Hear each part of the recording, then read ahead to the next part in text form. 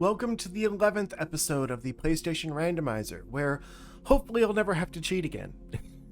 This time, the pick is R-Type Final 2. Okay, I know what R-Type is, but I wouldn't know anything about different entries. Metacritic is pretty high. The name is tripping me up, though. Is it like a Final Fantasy thing where it's never really the final one? Let's find out. I'm not really into these kind of bullet hell games. I have a few on my homemade arcade cabinet and tried to get into them, but aside from this, the spectacle of seeing all the pretty projectiles take up the screen, I just don't find them terribly interesting.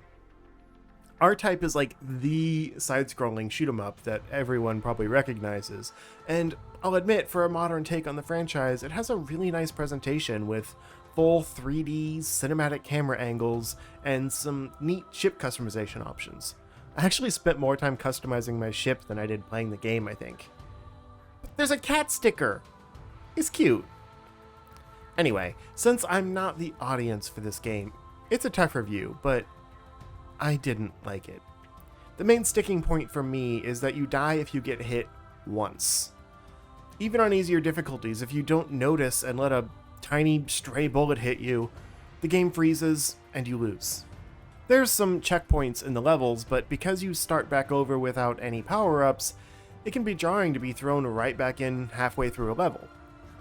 The actual gameplay with the power-ups feels great, and I love the variety, even if it's unclear what you'll get with each power-up that floats by. So when you do get a few power-ups, it can be pretty satisfying to just hold down a button and mow down a screen full of enemies, but it also starts to feel pretty passive then. I do really like the companion-type ships you get, with one that assists shooting but can also be held for a different joint attack type, and the ability to charge your normal shot has added bonuses that mix things up from just holding one button through the whole level and dodging bullets, but I don't know, it feels both too simple and too hard. This is very much an arcade game ported to consoles, with brutal difficulties and a credits system, and I kinda wish there was a mode that was more forgiving so I could just get a feel for the gameplay better. But as it is, I didn't make much progress and felt defeated pretty quickly. Both figuratively and literally. Since I'm not the authority on this kind of game, I'd say this is a very good bullet hell shoot-'em-up, and is a play for anyone who does like them. I won't be coming back to it though.